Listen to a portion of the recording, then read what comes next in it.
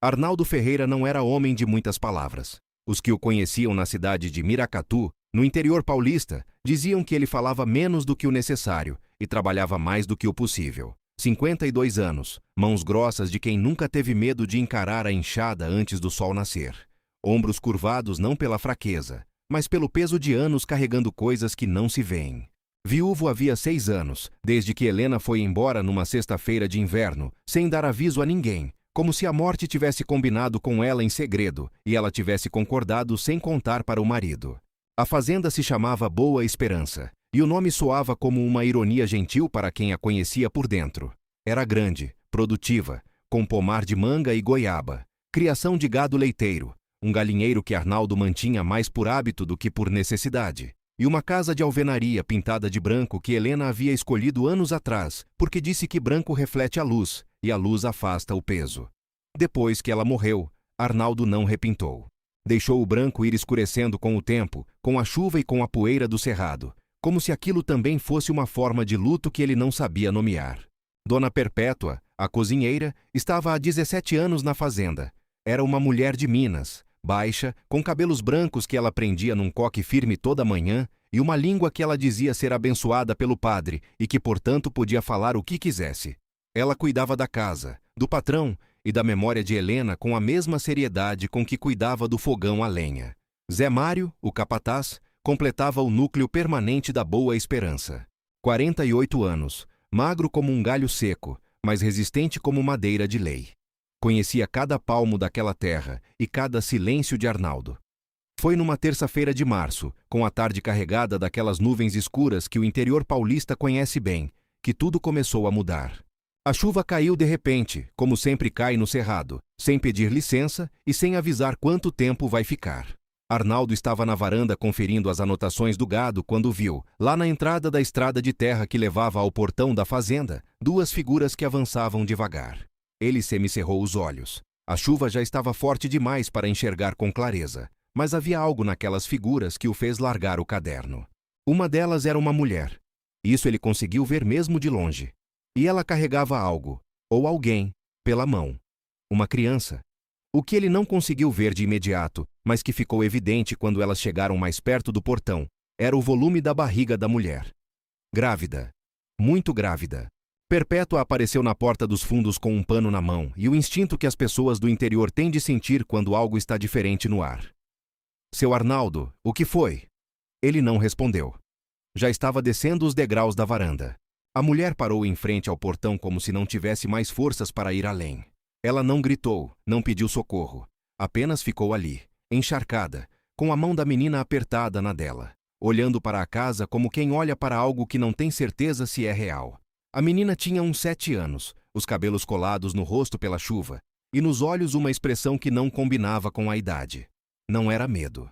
Era uma espécie de atenção muito séria, como se ela estivesse avaliando tudo ao redor com uma competência que crianças pequenas normalmente não têm. Arnaldo abriu o portão sem dizer nada. A mulher olhou para ele. Seus olhos eram castanhos escuros, com aquela profundidade de quem já viu coisas que preferia não ter visto. Ela não pediu desculpa por aparecer naquele estado. Não disse que estava com vergonha de incomodar. Disse apenas o que importava. Minha filha não come desde ontem de manhã. Arnaldo deu um passo para o lado. Entrem. Era isso. Sem perguntas, sem condições. Porque havia algo naquela mulher, algo na maneira como ela segurava a mão da menina mesmo estando no limite das forças, que dizia que as perguntas podiam esperar. A fome não. Perpétua os recebeu dentro da cozinha com aquela eficiência maternal que não precisa de instruções. Em menos de 5 minutos a menina estava enrolada numa toalha de banho, sentada perto do fogão, com uma tigela de caldo de feijão fumegante na mão. A mulher sentou na cadeira que lhe ofereceram e ficou olhando para a filha comer com uma expressão que Arnaldo não conseguiu decifrar naquele momento, mas que guardou em algum lugar.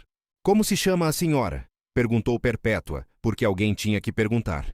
Joana, respondeu ela. Joana Medeiros. Uma pausa. E ela é a Liz. A menina levantou os olhos da tigela brevemente, olhou para Arnaldo com aquela atenção séria de antes e voltou a comer. Arnaldo notou que ela comia devagar, apesar da fome, como alguém que aprendeu a não confiar que a comida vai continuar existindo se demorar demais. Naquela noite, Perpétua preparou o quarto de hóspedes do fundo, o que ficava perto da cozinha, e tinha uma janela que dava para o pomar. Era um quarto simples, com uma cama de casal, uma cômoda velha e um crucifixo na parede que Helena havia colocado anos atrás. Joana olhou para o quarto e disse obrigada com uma voz que não tremia, mas que Arnaldo percebeu que estava fazendo um esforço para não tremer. Zé Mário esperou que as duas estivessem dormindo para encostar no patrão no corredor. Seu Arnaldo, disse em voz baixa. A senhora está muito perto do tempo. Essa criança não vai demorar. Arnaldo sabia disso. Tinha olhos. Amanhã a gente vê o que está acontecendo, disse ele. E foi dormir. Mas não dormiu. Ficou deitado olhando para o teto de madeira da velha fazenda, ouvindo a chuva bater no telhado de zinco com aquela música específica que o cerrado faz quando chove de verdade. Pensou na mulher. Pensou na menina comendo devagar com desconfiança. Pensou em Liz e nos olhos dela que tinham algo que ele não conseguia nomear ainda. O café da manhã aconteceu com a estranheza natural das primeiras horas depois de uma situação inesperada. Perpétua fez bolo de fubá, ovo caipira mexido e café forte, e se moveu pela cozinha como se aquilo fosse o mais normal do mundo, porque era a maneira dela de dizer que estava tudo bem. Joana apareceu sem a Liz, que ainda dormia. Como está se sentindo? Perguntou Arnaldo. Melhor, disse ela. E sentou-se em frente a ele com uma naturalidade que não era arrogância, nem intimidade excessiva. Era simplesmente a postura de alguém que não tem mais energia para a cerimônia. Perpétua desapareceu para o quintal com a habilidade de quem sabe quando os adultos precisam falar. Arnaldo deixou que ela tomasse o primeiro gole de café. Depois perguntou, de onde a senhora vem? Joana envolveu a xícara com as duas mãos. De Ourinhos, vim de ônibus até a rodoviária de Itapetininga e depois fui andando. Uma pausa. Perdi o dinheiro que tinha. O ônibus veio lotado e eu não percebi que a bolsa foi aberta. Arnaldo não disse nada. Não tenho família aqui. Tenha lá, mas não tenho com quem ficar.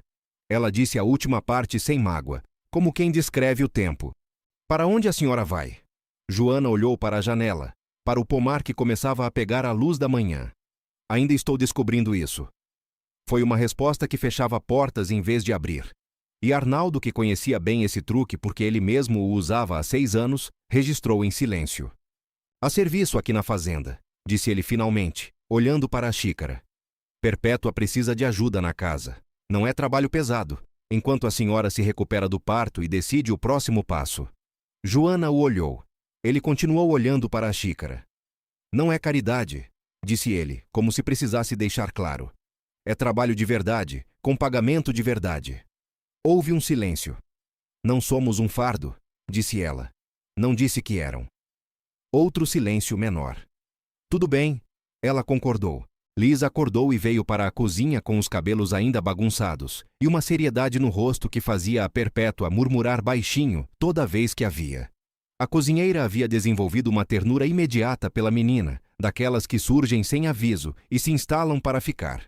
Deu a ela um pedaço de bolo de fubá e puxou conversa, porque Perpétua não conseguia ficar perto de criança sem puxar conversa.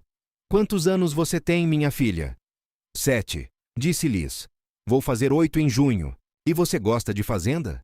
Liz olhou ao redor da cozinha com aquela atenção séria. Nunca morei em fazenda. Fez uma pausa. Mas aqui cheira diferente. Diferente como? A menina pensou por um instante. Como coisa que fica, disse ela. Perpétua não entendeu exatamente, mas ficou com a frase na cabeça o dia inteiro. Nos dias que se seguiram, a Boa Esperança foi se acostumando à presença das duas com aquela naturalidade que os espaços grandes têm de absorver as pessoas sem alarde.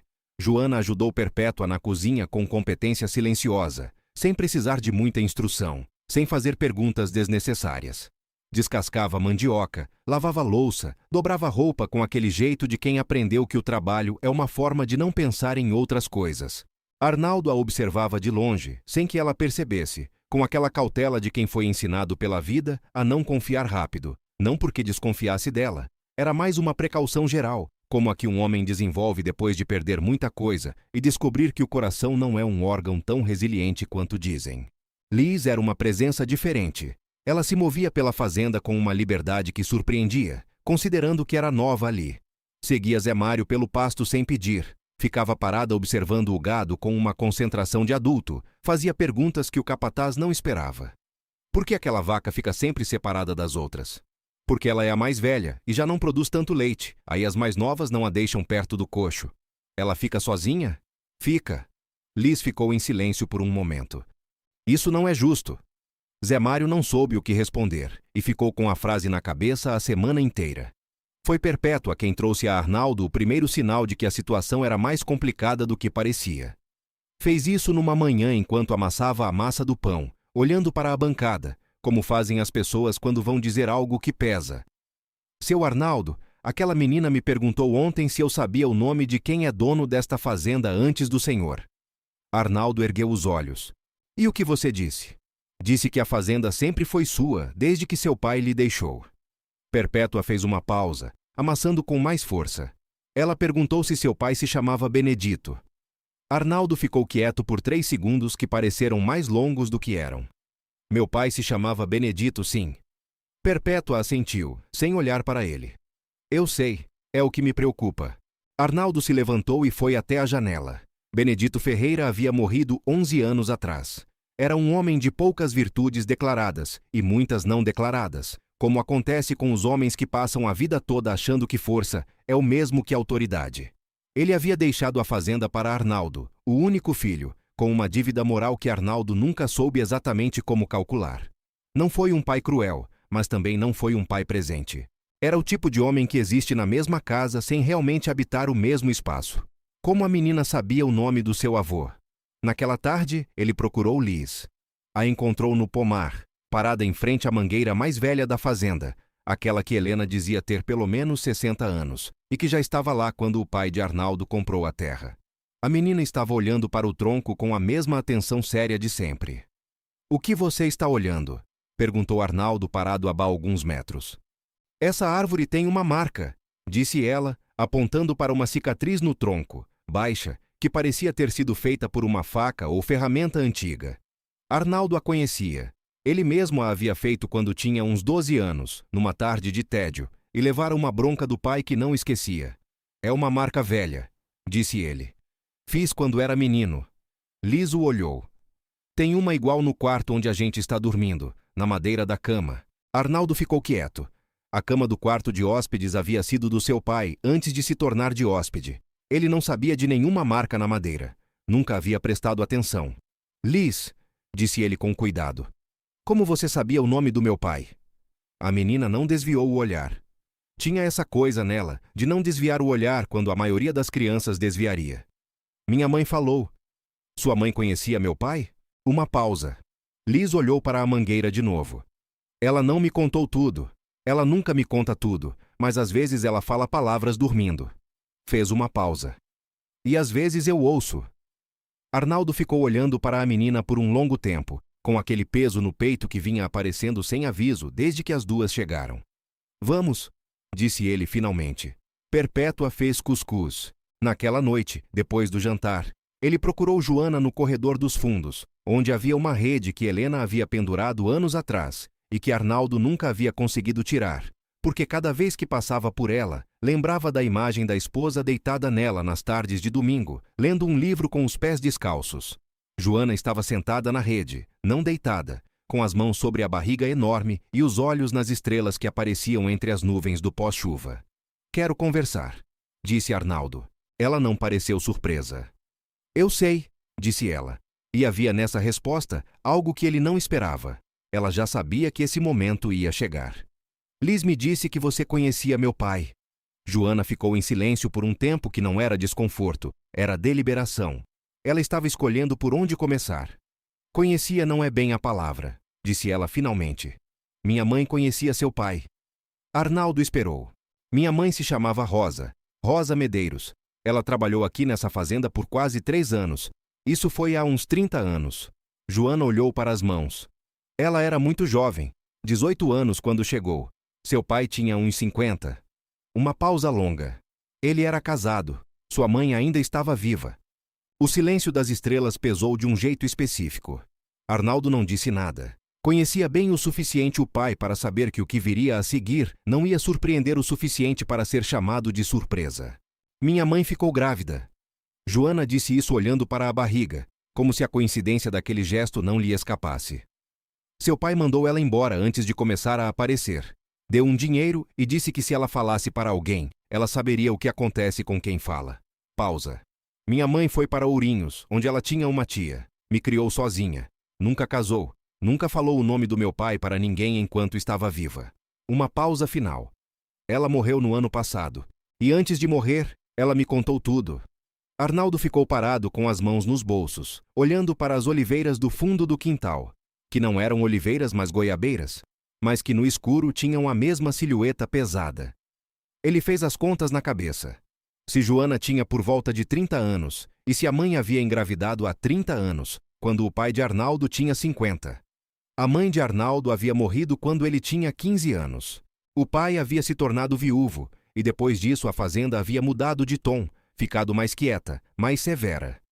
Isso faz de você minha irmã, disse ele. Não era uma pergunta. Meia-irmã, corrigiu Joana, com uma precisão que não era frieza, era apenas exatidão. Se a história da minha mãe é verdade, sim. Você veio aqui para quê? A pergunta saiu mais direta do que ele pretendia, mas ela não recuou. Não vim pedir nada, disse ela imediatamente. E havia nessa resposta uma dignidade que chegou antes das palavras. Quando minha mãe morreu, fiquei sem nada. O pai da criança que estou esperando foi embora antes de ela nascer. Eu estava em Ourinhos sem emprego, sem família, com a Liz e com essa barriga. Vim para o sul procurar trabalho. O dinheiro acabou antes de chegar. Ela olhou para ele finalmente. Não sabia que a chuva ia me trazer aqui. Quando você disse o nome da fazenda, quando eu vi a casa, eu reconheci pela descrição que minha mãe me deu. Uma pausa. Pensei em ir embora, mas a Liz não podia mais andar. Arnaldo ficou olhando para ela por um tempo que era difícil de medir. Como é que a Liz sabia o nome do meu pai? Joana semicerrou os olhos. Ela ouviu minha mãe contando a história antes de morrer. Minha mãe ficou delirando no final. Falava muito. Liz estava lá e absorveu coisas que eu não percebi que ela tinha absorvido. Uma pausa. Ela é assim. Ela ouve tudo e guarda tudo, e só fala na hora que faz sentido. Arnaldo foi até o banco de madeira encostado na parede do corredor e sentou. Ficou assim por um tempo, com as mãos sobre os joelhos. Joana o deixou pensar sem preencher o silêncio, e ele foi grato por isso. Tenho que verificar o que você me contou, disse ele finalmente. Não porque duvido da sua mãe, mas porque é o certo a fazer. Eu sei, disse ela. Tenho cartas. Minha mãe guardou as cartas que seu pai mandou depois que ela foi embora. 3 cartas. Ele tentou convencê-la a não voltar, a não procurar ninguém. As cartas têm o nome dele e o endereço da fazenda no cabeçalho. Pausa. Tenho na bolsa. Guardei porque eram tudo que tinha de prova do que ela me contou. Pode me mostrar? Posso. Ela não se levantou imediatamente. Mas não esta noite. Esta noite estou cansada demais para aguentar o que vem depois de mostrar. Arnaldo assentiu. Tudo bem. Se levantou. Então disse quase de passagem, quase como se fosse uma observação sobre o tempo. Se for verdade o que você me disse, você não vai embora desta fazenda precisando de nada. Isso não vai consertar o que meu pai fez, mas é o mínimo. Ela não disse obrigada. Apenas assentiu com a cabeça baixa. E ele entrou, deixando-a com as estrelas e com o peso da história que havia finalmente encontrado o lugar onde pousasse. Perpétua foi a primeira a saber, porque Perpétua sempre era a primeira a saber de tudo. Arnaldo lhe contou na manhã seguinte enquanto ela preparava o mingau de aveia, porque havia aprendido ao longo dos anos que Perpétua processava notícias difíceis, melhor quando estava com as mãos ocupadas. Ela parou de mexer a panela por 3 segundos. Depois continuou mexendo. Eu sabia que tinha alguma coisa, disse ela. Aquela menina tem o queixo do seu avô. Eu não queria falar porque achei que estava vendo coisa. Uma pausa. Seu pai era homem complicado, seu Arnaldo. Era, ele concordou. Mas isso não é problema da Joana. Perpétua mexeu mais um pouco. Não, não é. As cartas eram 3 folhas de papel amarelado, escritas à mão com aquela letra firme e inclinada que Arnaldo reconheceu imediatamente como sendo do pai. Cabeçalho com o endereço da Fazenda Boa Esperança, Miracatu, São Paulo. Data de 32 anos atrás.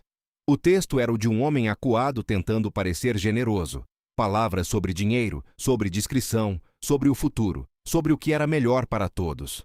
Não havia uma única palavra de afeto, apenas negociação fria vestida de preocupação. Arnaldo leu as 3 cartas na sua mesa, com a porta fechada, demorando mais tempo do que o necessário porque precisava terminar de entender o que estava sentindo antes de sair. Quando saiu, foi até o quintal, ficou parado em frente à mangueira velha, aquela com a marca que ele mesmo havia feito quando criança. Ficou ali uns 10 minutos, olhando para o tronco. Então voltou para dentro e foi buscar Joana. "São do meu pai", disse ele, devolvendo as cartas. "Reconheço a letra, reconheço o jeito de escrever." Uma pausa. "Não preciso de mais nada para acreditar em você." Joana pegou as cartas e as dobrou com cuidado. "O que o senhor vai fazer?" "Nada que dependa de você fazer alguma coisa", disse ele. "Você fica aqui até o bebê nascer. Depois, se quiser ir, vai com dinheiro e com as coisas que precisar. Se quiser ficar, tem espaço e tem trabalho honesto." Fez uma pausa curta. "E vou providenciar um documento reconhecendo o que é seu por direito, não como favor. Como correção de uma injustiça do meu pai que eu não fiz, mas que herdo junto com a terra." Joana o olhou por um tempo. Havia algo nos olhos dela que não era gratidão simples. Era cita a expressão de quem passou muito tempo esperando que o mundo se comportasse de forma justa e havia desistido de esperar. E então se surpreende quando acontece mesmo assim. "O senhor não é obrigado a fazer isso." "Eu sei", disse Arnaldo. "É por isso que estou fazendo." Liz estava do lado de fora da janela quando isso foi dito. Arnaldo não sabia. Joana não sabia. Mas Liz sabia, como Liz sempre sabia, onde estar e o que ouvir. O parto veio 12 dias depois da chegada das duas. Veio de madrugada, como os partos costumam fazer, sem avisar adequadamente. Perpétua foi quem acordou primeiro com os gemidos de Joana, e foi ela quem ligou para a parteira de Miracatu, Dona Nair, que chegou com sua bolsa preta meia hora depois numa Kombi velha conduzida pelo marido sonolento. Arnaldo ficou do lado de fora do quarto, sentado no corredor, com um café que esfriou sem que ele bebesse. Liz ficou sentada ao lado dele, de pijama, com os pés descalços no chão frio de cimento, sem dizer nada. Eles ficaram assim por quase 2 horas, lado a lado no corredor, enquanto a noite ia se tornando madrugada, e a madrugada ia se tornando as primeiras horas cinzas do amanhecer. Em algum momento, Liz encostou a cabeça no braço de Arnaldo. Ele ficou imóvel, com aquela imobilidade específica de quem tem medo de afugentar algo frágil. E ali ficou, com a menina adormecendo no seu braço, enquanto do quarto vinham os sons do esforço, e depois, finalmente, o som que muda o tom de todos os outros sons numa casa. O choro do bebê. Perpétua abriu a porta com os olhos brilhando. "É uma menina, seu Arnaldo. As duas estão bem." Liz acordou com o barulho, sentou direito e olhou para Arnaldo com aquela seriedade que tinha, mas que naquele momento tinha uma camada diferente, mais mole, mais próxima de alguma coisa que ainda não era alegria, mas estava chegando lá. "Agora somos 3, disse ela. Arnaldo não respondeu imediatamente. Olhou para a menina, para aquela criatura de 7 anos que havia chegado à sua fazenda encharcada, e com olhos que viam mais do que deveriam, que sabia o nome do seu avô morto e reconhecia marcas em troncos de mangueira, e acordava de madrugada para sentar em corredores frios com homens que não eram nada dela. "Podem ser mais", disse ele. E foi ver a recém-chegada. O nome que Joana escolheu para a bebê foi Clara. Arnaldo não disse nada sobre o nome, mas Perpétua disse para Zé Mário em particular que era um bom nome para uma criança nascida numa fazenda chamada Boa Esperança, porque clareza e esperança combinavam. As semanas que se seguiram foram de uma quietude diferente da que existia antes.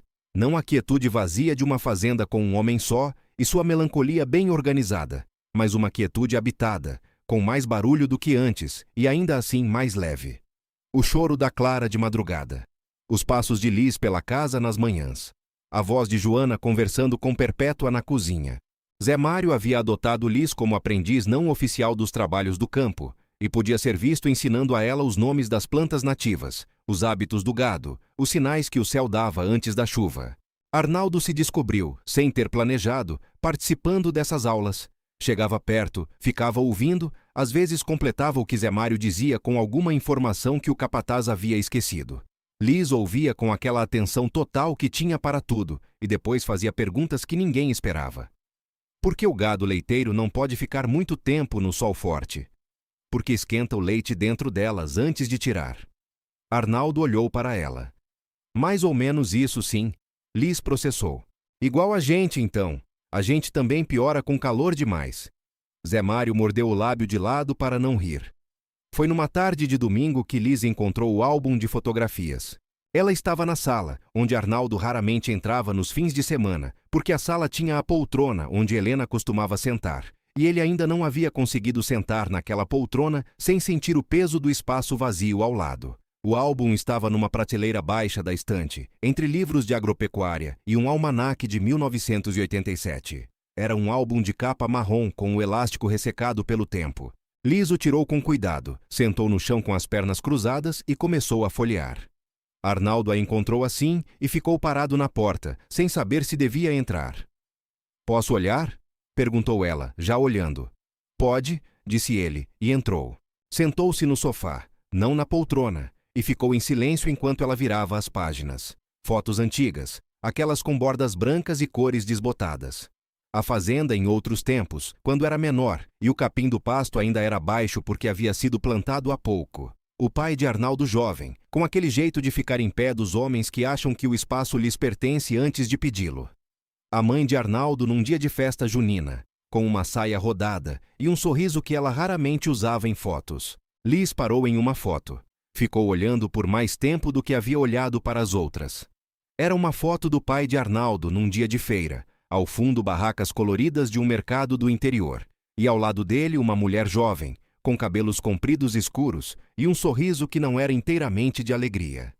"Quem é essa mulher?" perguntou Liz. Arnaldo se inclinou para ver. Não reconheceu a mulher, mas havia algo na estrutura daquele rosto, nas maçãs do rosto, no formato do sorriso. "Não sei", disse ele com cuidado. "Você sabe?" Liz o olhou. Aquela atenção toda que ela tinha estava completamente nele agora. "Parece com minha mãe", disse ela, "mas mais jovem." Arnaldo ficou olhando para a foto por um longo tempo. Então entendeu. Não era Joana, era Rosa, a mãe de Joana. Estava ali, numa foto do pai, numa feira de não sabia qual cidade, num dia de não sabia qual ano. Estava ali como uma prova silenciosa de que a história que lhe haviam contado era verdadeira não apenas nas cartas, mas nas fotografias de uma vida que seu pai havia vivido paralelamente à que Arnaldo conhecia. "É uma pessoa que meu pai conheceu", disse ele, com cuidado nas palavras. Liz olhou para a foto mais um pouco. Depois virou a página com o mesmo cuidado com que havia virado todas as outras, como se o peso do que havia visto não a surpreendesse, como se ela já soubesse e estivesse apenas confirmando. "Eu sonhei com ela", disse Liz, de passagem, como quem comenta o tempo. "Uma senhora com cabelos compridos que fica me olhando e sorri, não fala nada, só sorri." Arnaldo ficou parado, não soube o que dizer. Então disse o que conseguiu. "É um bom sonho?" Liz pensou. "É um sonho tranquilo", disse ela. "Tipo quando você está com saudade de alguém que você nunca conheceu."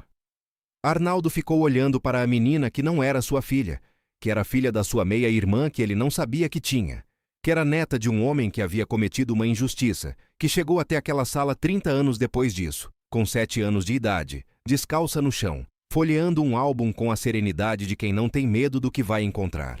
"Vamos", disse ele levantando. Perpétua fez torta de banana. Liz fechou o álbum com cuidado, o colocou de volta na prateleira exatamente onde havia tirado e o seguiu. A conversa com Joana sobre o documento veio 3 semanas depois do parto, quando ela já estava de pé com mais firmeza, e a Clara dormia mais do que chorava. Arnaldo a chamou à sala, aquela mesma sala, e sentou na poltrona pela primeira vez em muito tempo. Notou que sentar nela era mais fácil do que esperava. Não fácil sem peso, mas fácil o suficiente. "Falei com o advogado de Miracatu", disse ele. "Dr. Sérgio, que cuidou do inventário quando meu pai morreu. Mostrei a ele as cartas sem explicar tudo. Ele me disse o que precisa ser feito." Arnaldo colocou uma pasta sobre a mesa de centro. "Não vou entrar na justiça contra você, nem contra a memória de ninguém.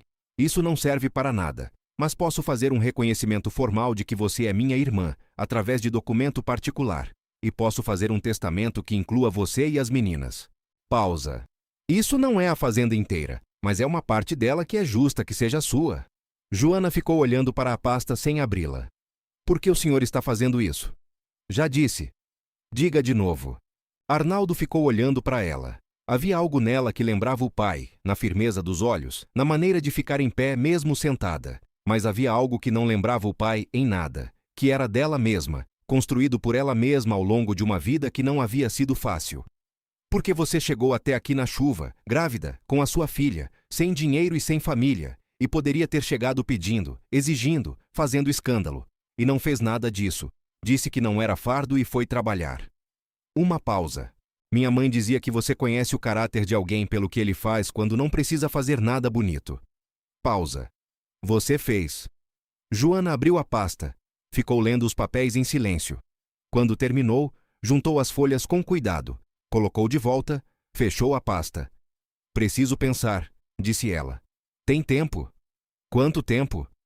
Todo o que precisar. Uma pausa. Mas enquanto pensa, fica. As meninas precisam de teto e a fazenda precisa de gente. Joana o olhou por um longo momento, aquele olhar que tinha profundidade demais para ser lido de primeira. E o senhor? O que o senhor precisa? Arnaldo ficou um tempo em silêncio. Era uma pergunta que ninguém havia feito a ele em muitos anos. Perpétua perguntava o que ele queria de jantar. Zé Mário perguntava o que precisava fazer no pasto. Mas ninguém perguntava o que ele precisava de verdade. E isso não era culpa de ninguém, porque ele também não perguntava para si mesmo. Acho que ainda estou descobrindo isso, disse ele finalmente. E era a resposta mais honesta que tinha. Havia algo em Liz que perturbava as pessoas com gentileza. Não era maldade, era aquela clareza específica de certas crianças que viveram mais do que a idade permitiria, e que faz com que suas palavras caiam em lugares inesperados. Zé Mário havia começado a chegar mais cedo às manhãs de sábado, sem ter uma razão clara para isso, além de que havia uma menina que fazia perguntas boas sobre o gado e a terra. Perpétua havia começado a fazer cocada toda semana, coisa que não fazia desde que a sobrinha havia deixado de visitar a fazenda. E Arnaldo havia começado, sem perceber, a deixar a porta da sala aberta nos fins de tarde, o que nunca havia feito porque a sala fechada era uma forma de manter a distância de certas memórias. Numa tarde, ele a encontrou parada na frente do retrato de Helena, que ficava pendurado no corredor entre a sala e a cozinha. Era uma foto de tamanho médio com moldura de madeira escura. Helena de lado, num dia de sol, com aquele sorriso que ela tinha quando estava prestando atenção em algo que a alegrava. — Quem é ela? Perguntou Liz. — Era minha esposa, Helena. — Era? Ela morreu. Há 6 anos. Liz ficou olhando para a foto. — Ela parece boa. — Era. — Você ainda pensa nela? — Todo dia. Liz processou isso com a seriedade dela. — Minha vovó Rosa morreu no ano passado. Minha mãe chora à noite às vezes. Eu ouço, mas faço que estou dormindo porque ela não gosta de ser vista chorando. Pausa. Acho que chorar de noite é uma forma de conversar com quem foi. Arnaldo ficou olhando para o retrato de Helena. Nunca tinha pensado assim. Você conversa com ela? Às vezes. Ela responde? Não com palavras. Uma pausa. Mas às vezes com coisas. Liz assentiu, satisfeita com a resposta. Minha vovó me respondeu assim também. Eu estava com muito medo no ônibus quando o dinheiro da minha mãe sumiu. E então eu vi uma janela aberta no ônibus com uma brisa, e eu pensei que era ela. Uma pausa. Pode ser que não fosse, mas me ajudou. Arnaldo ficou um tempo em silêncio. Então disse de passagem, quase sem querer. Foi bom você ter chegado aqui. Liz o olhou com aquela atenção toda. Eu sei, disse ela, não com arrogância, com a simplicidade de quem simplesmente reconhece uma verdade quando encontra uma. Aqui cheira a coisa que fica. E foi embora pelo corredor com seus passos curtos, deixando Arnaldo com Helena no retrato e com algo no peito que estava mudando de formato sem que ele tivesse dado permissão. A conversa final entre Arnaldo e Joana aconteceu numa noite de semana, no terreiro dos fundos, enquanto a Clara dormia dentro e Liz havia se cansado de brincar e ido deitar. Era uma noite clara, com o céu do interior cheio de estrelas, como só o interior tem. Aquele tipo de céu que faz a pessoa se sentir pequena de um jeito que não incomoda, porque o céu é grande, mas também está em cima de você especificamente. Decidi ficar, disse Joana. Não como quem anuncia uma vitória.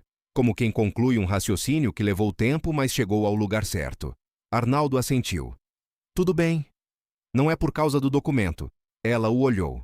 Quero que o senhor saiba isso. Eu sei. É porque Liz disse que aqui cheira a coisa que fica. Uma pausa. E eu nunca tive isso. Um lugar que fica. Toda a minha vida foi de uma coisa passageira para outra. Uma pausa menor. A Clara vai nascer, já nasceu em terra firme. Quero que ela cresça em terra firme. Arnaldo ficou olhando para o pomar escuro. Aqui há terra firme de sobra. Eu sei. E há muito trabalho. Eu não tenho medo de trabalho.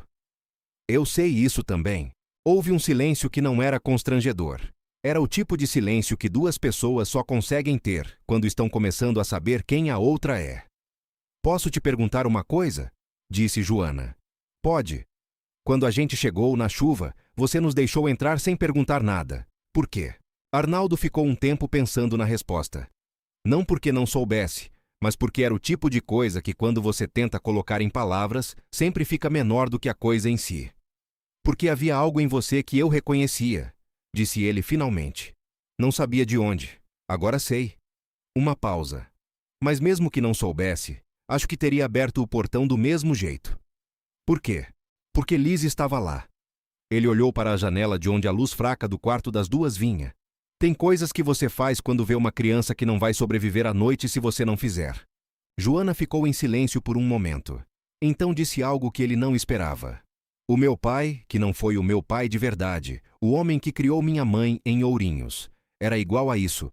Ele dizia que é fácil ser bom com quem é bonito e saudável. O teste de verdade é o que você faz com quem aparece quebrado na sua porta. Arnaldo não respondeu. Ficou com a frase.